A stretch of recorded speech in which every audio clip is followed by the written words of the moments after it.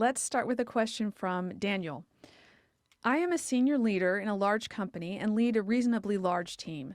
When my organization holds a, quote, Pride Month happy hour, would my attendance be like Jesus dining with sinners, something I should do, or more like my attending a same-sex wedding, something I would personally not do? And before you answer, let me just, because I asked him for a little bit more information. They have these happy hours with different themes throughout the year. So there are different ones with different types of events. And this one is just the one during Pride Month. Okay, so if it were me, I wouldn't go. And with regards to Jesus dining with sinners, these are sinners he dines with all the time. This is a special event to celebrate gay pride. And so, and to me, that makes it a different category than Jesus dining with sinners. We engage with sinners all the time. Remember, the culture Jesus was in was the hypocritical or the bigoted response of the religious leaders is we are not going to soil ourselves by being in the presence of these nasty people. Okay, so when Jesus was in their presence in different contexts, that was iconoclastic. That broke the mold, all right? And but that is not the circumstance that noble Christians like Daniel here find themselves in.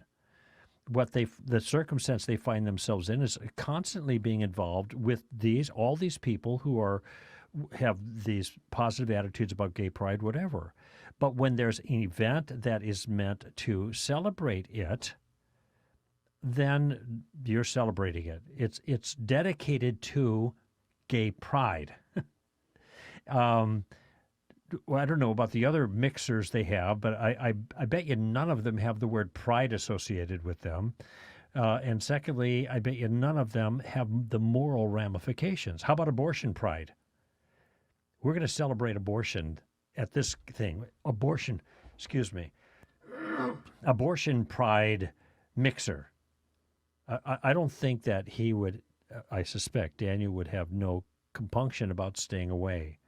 Mm-hmm. Why would that be different? And I'll tell you why it would be different in somewhat. It's not a criticism of anybody in particular. We have gotten so used to gay pride that it's just normal. And when it's kind of part of the cultural thing and it doesn't bother anybody so much. It's like a couple years ago I talked about the Bible study at Bethel Bible College in St. Paul, Minnesota, that was for LGBTQ people. It's the gay Bible study. And it was like, well, that's wrong, but, whatever. Well, what if it was an adultery Bible study? Oh, people would really sit up and say, wait a minute. So the one shocks, but the other doesn't, because we've just become so used to it. And we've been velocitized by that notion. And so, and I think that homosexuality is one of those notions we've become velocitized to. If it were me, I wouldn't go. Yeah, when you put it as Abortion Pride Month, it does seem very obvious that you shouldn't go. What I was trying to think... Or adultery pride. Yeah, I was trying to think, well, if it's a theme, is it okay to go? But what you said, the very nature of the theme is pride. It is a approval of what's happening. Now, what if it was, and I don't know if they have this, but let's say it was they did something for Ramadan, and they had one of their happy hours celebrated Ramadan. No, I wouldn't go either. And by the way, what's the downside of not going? I'm not sure I get it. See, what there's going to be is a little bit of social disapproval, probably, that's associated with it. But my feeling was, why take the risk?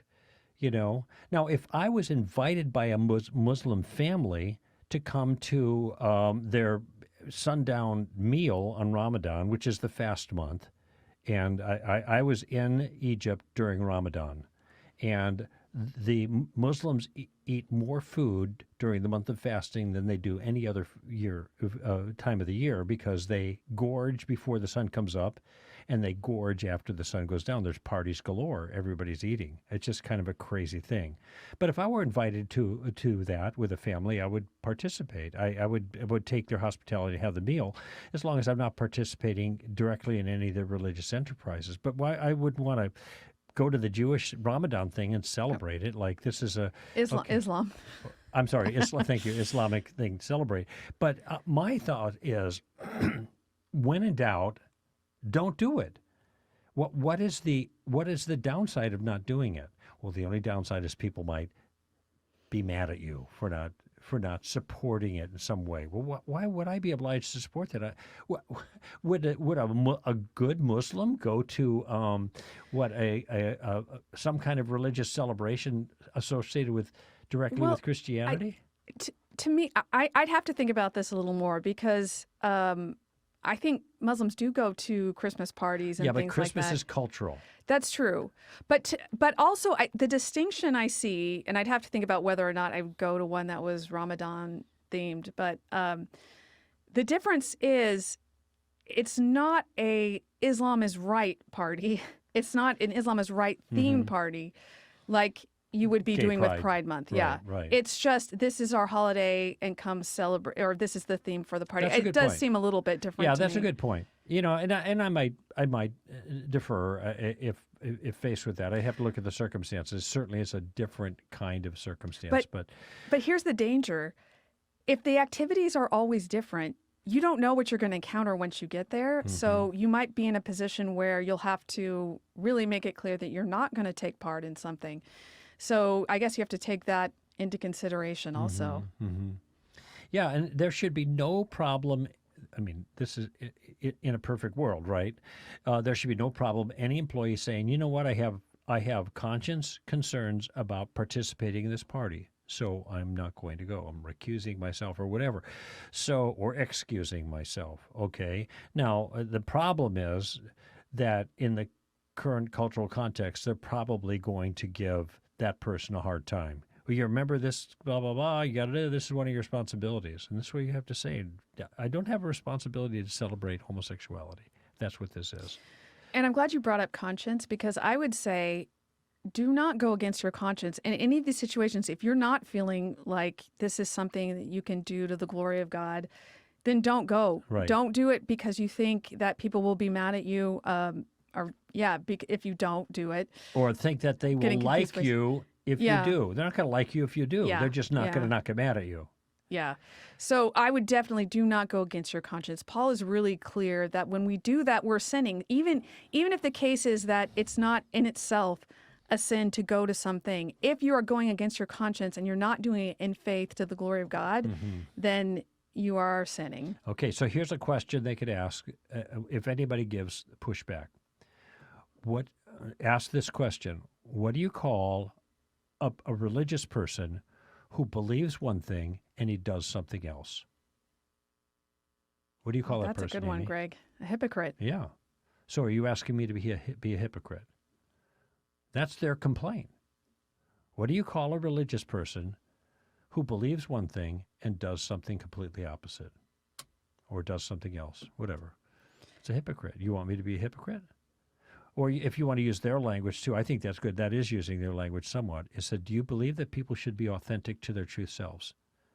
And of course, this is the clarion cry of this age. You do you, right? Well, then do you think I should be authentic to my true self in this issue?